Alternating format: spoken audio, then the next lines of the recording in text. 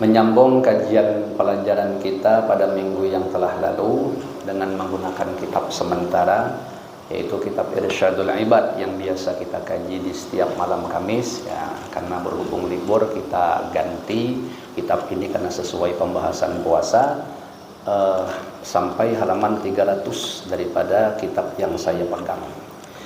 Wabil isnadil ladzi yattasilu ilal musannif rahimahumullahu ta'ala wa nafa'ana bi ulumihim wa anwarihim wa asrarihim wa nafahatihim fid dharain amin. Bismillahirrahmanirrahim. Imam At-Tabarani radhiyallahu anhu juga meriwayatkan dari sahabat Wathilah radhiyallahu anhu bahwasanya Rasulullah sallallahu alaihi wasallam bersabda, Lailatul Qadri lailatun balijatun la harrata wala baridata wala sahaba fiha wala matara wala riha wala yurma fiha binajmin min alamati yaumiha an tatlu'a asy-syamsu la syu'a alaha. Artinya Lailatul Qadar adalah malam yang cerah, tiada panas, tiada dingin, tiada awan pada malam itu, tiada hujan, tiada angin, dan tiada lemparan bintang atau meteor, semacam kayak ada planet yang jatuh atau bintang jatuh, itu tidak ada ya. Di antara tanda-tanda harinya bahwa matahari terbit tanpa terasa panas. Jadi ini gambaran dari junjungan kita Rasulullah sallallahu alaihi wasallam tentang malam Lailatul Qadar. Nah, kalau saya biasanya mengamati itu yang seperti tidak ada tiupan angin yang keras. Ya, memang kita saksikan di malam itu biasa tenang sekali. Pohon-pohon pun kalau kita amati macam tidak ada bergoyang, ya, tidak bergoyang. Hujan tidak juga. Terus binatang-binatang nih jarang ada yang berbunyi, apalagi anjing, atau tidak ada yang menggonggong. Nah, itu biasanya kuat bahwa itu adalah malam Lailatul Qadar. Nah, yang kalau kan seperti yang dahulu pernah dijelaskan bahwa ada yang khusus mengatakan pengertian malam Lailatul Qadar itu tidak semua orang bisa mendapatkan, ya, kecuali hanya orang-orang yang memang sangat luar biasa lah di dalam memanfaatkan momen daripada bulan suci Ramadan ini dengan berbagai macam jenis keterangan. Ada satu lagi mengatakan tidak akan bisa mendapatkan Lailatul Qadar kecuali orang-orang yang memang tidak pernah tertinggal tarawih, ya, ada yang seperti itu dengan berbagai macam versi. Tapi kalau saya senang ngambil pendapat kedua saja. Pendapat kedua itu memberi peluang kepada siapapun bisa untuk mendapatkannya. Yang penting asal benar itu adalah malam Lailatul Qadar, siapapun yang beribadah di malam itu dalam bentuk ibadah apapun, maka kadar ibadah itu langsung dilipat gandakan seakan-akan kita mengerjakannya seperti 1000 bulan. Ibaratnya begitu. Jadi kalau malam itu dia ngaji Quran, nah sejus kita katakan, sejusnya itu seperti dia ngaji Quran 1000 bulan tadi itu, atau kurang lebih sekitar 83 tahun, 4 bulan, 1000 bulan tuh. Nah, kalau di malam itu mungkin dianya berzikir, zikirnya itu seperti zikir 1000 bulan. Kalau dia malam itu bersedekah, seakan-akan sedekahnya itu pahalanya dilipat gandakan 1000 bulan. Nah, ini kan dari pendapat ini bisa memberi peluang kepada siapapun. Nah, karena kita tuh hanya mengandalkan alamah ini tanda-tanda yang tentu kita juga tidak bisa pastikan bahwa itu pasti adalah malam Lailatul Qadar. Nah, cuman andaikan tadi bertepatan, alhamdulillah dimanfaatkan. Jadi yang lebih nyaman itu manfaatkan aja terus setiap malam di bulan suci Ramadan, yang secara umum lagi dijelaskan oleh guru-guru kita, ulama kita, lebih banyak di malam-malam ganjil, di 10 yang terakhir. Jadi lebih bagus tadi manfaatkan aja semua malam itu, kali-kali saja pas ketepatan itu adalah malam Lailatul Qadar. Syukur, mudah-mudahan Allah berikan kita rahmat, taufik, hidayah untuk bisa mengisi seluruh malam-malam itu dengan segala macam jenis amal ibadah yang diridhoi oleh Allah Subhanahu wa taala. Amin ya rabbal alamin. Kemudian Imam An-Nasa'i radhiyallahu anhu meriwayatkan dari Sayyidah Aisyah radhiyallahu taala anha, aku berkata, kata Sayyidah Aisyah, wahai Rasulullah, bagaimana menurut pendapat engkau sekiranya aku mendapati Lailatul Qadar? Nah, apakah yang baik aku ucapkan padanya pada malam Lailatul Qadar? Misalnya kita tahu bahwa ini malam Lailatul Qadar. Nah, apa nih yang aku ucapkan, yang aku pinta kepada Allah? Rasulullah sallallahu alaihi wasallam bersabda, "Quli Allahumma innaka afun tuhibbul afwa fa'fu anni." Nah, maka artinya ucapkanlah, ya Allah, engkau sesungguhnya maha pemaaf dan suka memaafkan, maka maafkanlah diriku. Ini yang pada pertemuan yang lalu juga dijelaskan, ada dua versi doa ini, ada yang pakai karim, ada yang tidak pakai karim.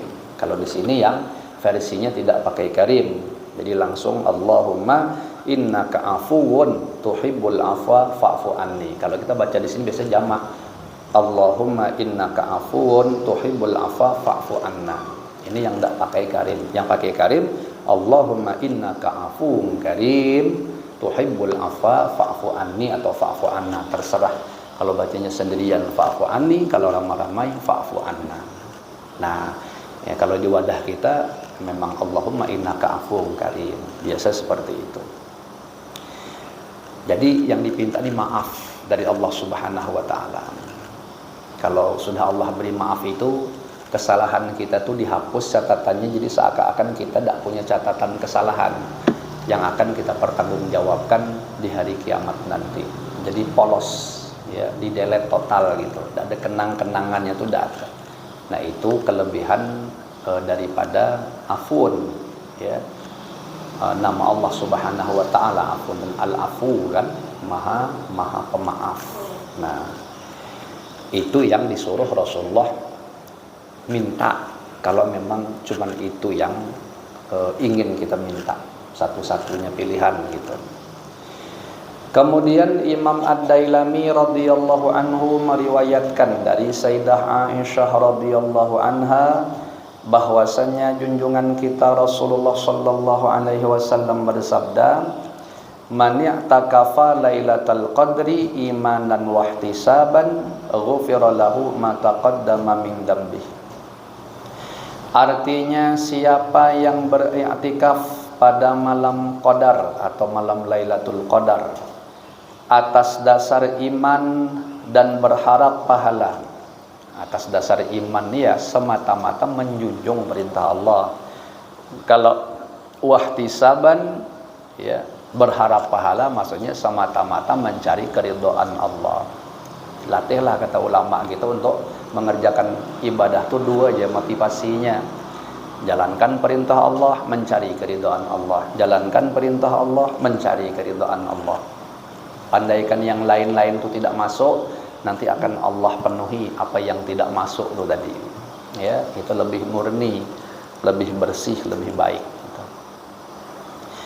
Nah, saya ulangi, atas dasar iman dan berharap pahala, niscaya diampuni dosa-dosanya yang telah lalu. Kemudian Imam Ibnu Majah dan Imam Al-Baihaqi radhiyallahu anhuma meriwayatkan dari sahabat Ibnu Abbas radhiyallahu anhuma bahwasanya Rasulullah sallallahu alaihi wasallam bersabda, "Al-mu'takifu ya'kifudz dzunuba wa yujra lahu minal ajri ka ajri amilil hasanati kulliha." Artinya, orang yang beriktikaf adalah orang yang berupaya menyingkirkan dosa-dosa. Ia juga dapat memperoleh pahala seperti pahala orang yang melakukan kebaikan seluruhnya. Ini menjelaskan keutamaan iktikaf. Nah, Kali-kali aja bapak dan ibu di sini malam pagi hari ini ada yang belum memasang niat i'tikaf, dipersilahkan ya dipasang niat i'tikaf. Itu kan tertulis di dinding-dinding biasanya tuh. Nah, itu ada tuh di situ. Tinggal dibaca ya dalam hati niatnya itu.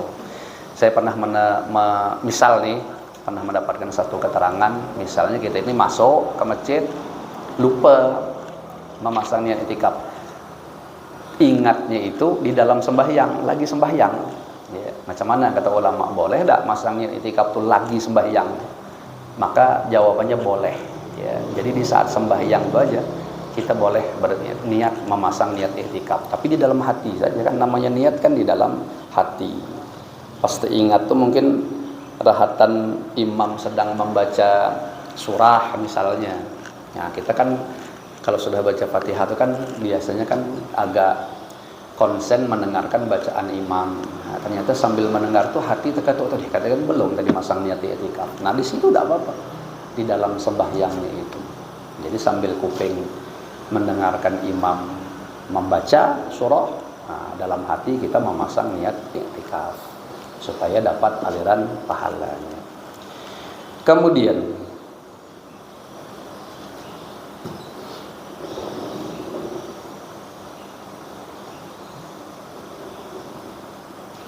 ia juga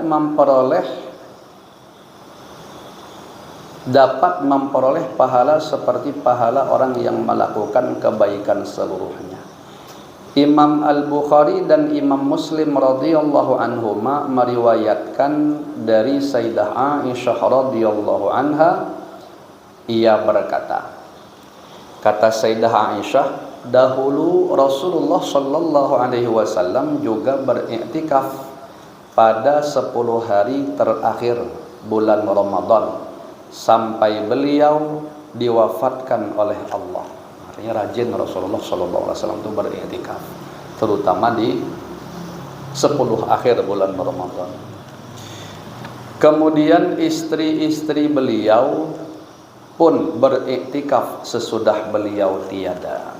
Nah, Imam Al-Baihaqi radhiyallahu anhu meriwayatkan dari Imam Al-Hasan bin Ali radhiyallahu anhuma bahwasanya Rasulullah sallallahu alaihi wasallam bersabda, man i'takafa asyran fi ramadhana kana kahajjataini wa umrataini. Artinya, siapa yang beriktikaf 10 hari dalam bulan Ramadan, maka pahalanya seperti 2 kali haji dan 2 kali umrah. Pahalanya ya, pahalanya. Nih, jadi kita jangan merasa kecil hati yang memang tidak melakukan haji secara sempurna sesuai dengan ketentuan atau syarat-syaratnya itu. Karena kan itu kita tidak perlu berkecil hati. Kenapa? Karena kan syaratnya man istata'a ilaihi sabila, bagi yang mampu. Nah, memang hati kita rasa kepengen kan. Tapi bagaimana kita sudah mati-matian berusaha mengumpulkan duit, sekarang mau 70-an enggak kalau mau dilengkapi kalau haji. Berpikir kita nyari porsinya aja 25-an payah kan, kalau ekonomi kita lemah apalagi nak melunasi sampai 70. Makanya banyak orang yang mundur setelah ada panggilan. Itu tandanya memang sebenarnya dia masih belum dimampukan oleh Allah Subhanahu wa taala. Nah, tidak usah kecil hati. Kita meninggal pun tidak akan dicatat dosa, barangnya bukan kita yang mampu, ya kan sudah maksimal tadi usahanya. Nah, tapi pahalanya Allah masih memberi peluang untuk didapatkan, walaupun secara zahir praktek realisasinya tidak terlaksana, tapi pahalanya dapat. Yaitu tadi nih, dengan melakukan i'tikaf di 10 hari di bulan 10 malam atau 10 hari di bulan Ramadan, terutama tentu di 10 hari yang akhir. Ya, sama tuh banyak juga yang riwayat bisa mendapatkan pahala haji dan umroh nih.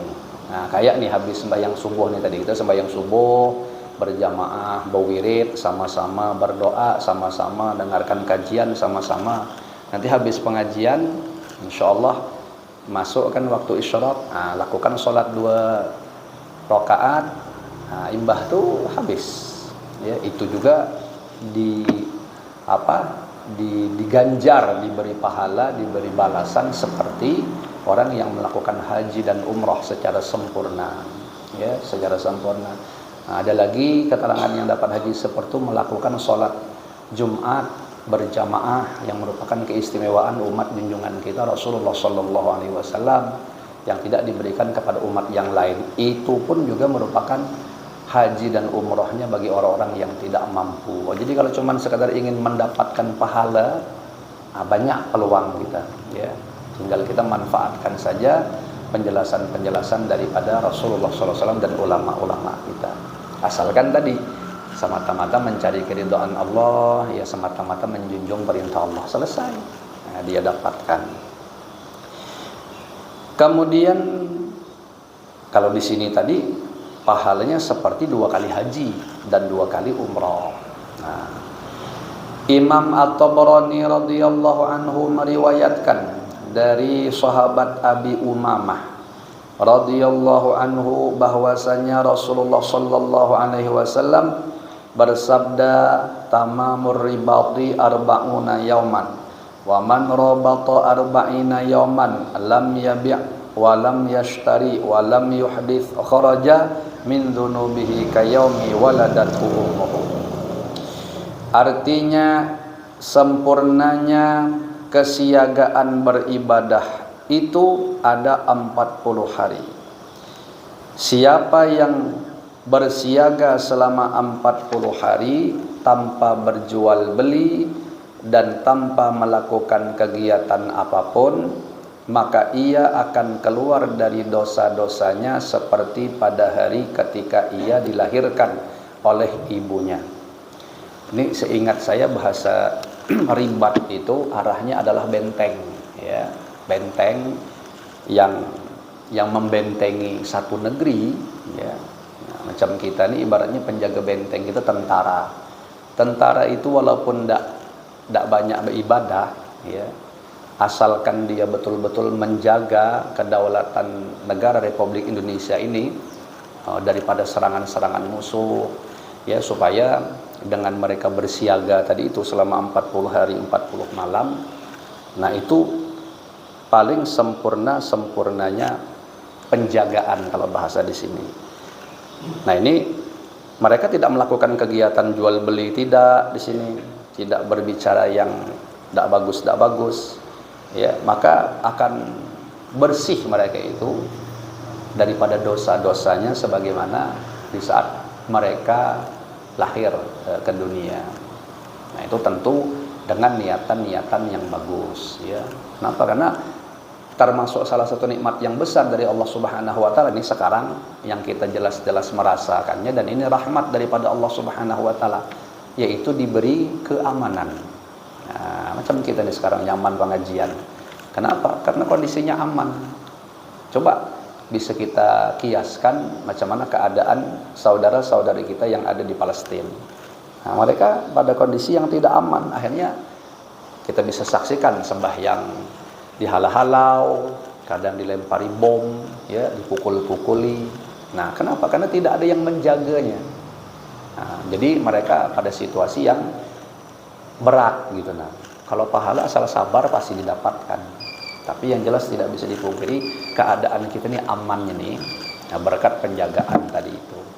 Hakikatnya ya penjagaan daripada Allah Subhanahu wa taala. Zahirnya tentu ada upaya usaha dari siapapun yang bergerak di bidangnya. Yang macam kita bahasakan tadi tentara, atau keamanan dalam sisi lain daripada wabah penyakit. Nanti mau kasus Covid kemarin bisa tidak kita kumpul macam ini?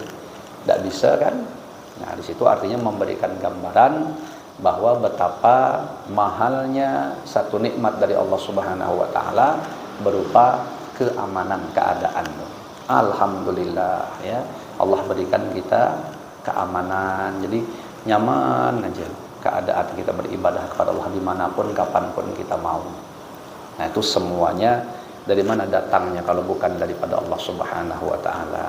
Di situ kalau kita merasa-rasakan pakai hati kita betapa kasih sayangnya Allah Subhanahu wa taala yang harus kita syukuri kasih sayang itu. Nyaman, ya kan, sejuk keadaannya ini. Alhamdulillah, tsumma alhamdulillah. Kemudian Imam Ibnu Majah meriwayatkan dari sahabat Abu Umamah radhiyallahu anhu bahwasanya Rasulullah sallallahu alaihi wasallam bersabda, "Man qama lailatal idaini muhtasiban lillahi wa lam yamut qalbuhu yauma tamutul qulub." Artinya, siapa yang bangun beribadah pada 2 malam hari raya atas dasar mengharap pahala dari Allah, niscaya hatinya tidak akan mati pada saat hati-hati orang lain mati. Jadi saya teringat almarhum Bayi Abdul Karim nih. Almarhum Bayi Abdul Karim itu menasihati para santri, ya, kata beliau, jangan tidak menghidupkan malam lebaran dengan beribadah sekurang-kurangnya, kan sebagaimana penjelasan kita membahas tentang nisfu Sya'ban yang lalu. Bahasa menghidupkan ini mestinya memang semalam suntuk, tidak guring, ya, tidak tidur, memang beribadah, terserahlah isinya apa. Mau dia sholat kayak sepanjang malam tuh, atau dia mau berzikir sepanjang malam tuh, atau dia mau ngaji Quran sepanjang malam tuh, terserah. Tapi kalau kelas-kelas kita tidak ada kuat kayaknya, karena lebih bagus kita untuk tunggal ini ya nengok orang takbiran. Iya, biasanya begitu. Nah, kalau tidak mampu kayak gitu, maka ambil lagi yang level bawahnya. Ini jangan sampai tidak juga. Apa itu? Sekurang-kurangnya sembahyang isya berjamaah sama sembahyang subuh. Nah, jadilah tuh.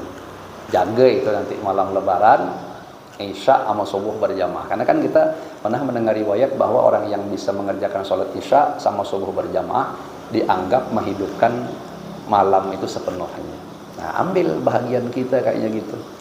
Nah, jadi isya berjamaah, imbah tuh nanti takbir tengoklah dulu, cuma siapkan dulu baju-baju lebarannya dah. Nah, kalau memang berduit, ya, kalau macam gitu yang tuha-tuha nih Pak Ji, ada terpikir lagi baju lebaran yang ada aja bayar sudah banyak betul. Nah, paling anak-anak kita yang berpikir baju nih biasanya ayuha, memang sudah memang keadaannya macam itu, ya. Nah, macam kita dulu kan pernah halus-halus, wah pokoknya minta sikok sekurang-kurangnya sepasang, 2, ada bahkan yang lebih. Tapi kalau sudah macam-macam kita ini tidak ada selera lagi, saya terus terang tidak suka beli baju beberapa tahun nih. Ya tapi alhamdulillah ada terus. Ya ada yang julungi maksudnya. Berharap tidak boleh tamak namanya, tidak guru. Nah rata-rata kalau guru-guru ini insya Allah banyak dapat transparan dah. Ada aja. Nah ini baju yang saya pakai nih, baju gratisan, ya, baju kasihan juga. Nah jadi ya, itu kebagian daripada rezekinya, alhamdulillah. Ya. Nah, kemudian Imam, nah ini apa tadi manfaatnya tadi? Kalau kita menghidupkan malam lebaran tadi, nah hati kita tuh dihidupkan oleh Allah Subhanahu wa Ta'ala, di mana saat-saat itu banyak hati-hati yang mati, ya. Hati hidup tuh mahal, harganya nyambar. Hati hidup tuh kalau nerima nasihat dianya makai, nah, biasanya juga mudah teringat kepada Allah Subhanahu wa Ta'ala, suka menangis karena memikirkan dosa-dosa. Kan pikiran itu larinya ke hati juga, keterkaitannya. Pokoknya jadi bagus kita maksudnya gitu. Tapi kalau sudah hati orang tua keras, mati pula, wah keras kepala pula, payah dinasehati, payahlah bilangkan nama barang mati sudah, ya. Jadi tidak ada nyambar lagi. Nah, coba kita kiaskan kehidupan kita ini, kita punya anak. Kita punya anak, dinasehat itu nyaman. Pak Asian kata orang Banjar tuh. Pasti senang orang tuanya. Nah itu tandanya hati anaknya hidup. Tapi kalau sudah anak dinasehati sampai bubuihan, buntung, bahkan kita tempelingi bolak-balik sudah. Doa berubah juga. Macam mana rasa orang tua punya anak macam itu? Pasti sedih. Ya. Nah, terpikir gitu, apalah kau nak macam ini kerasnya hati kau. Nah kita bilang gitu. Kenapa seperti itu? Ya, payah nak menjawabnya.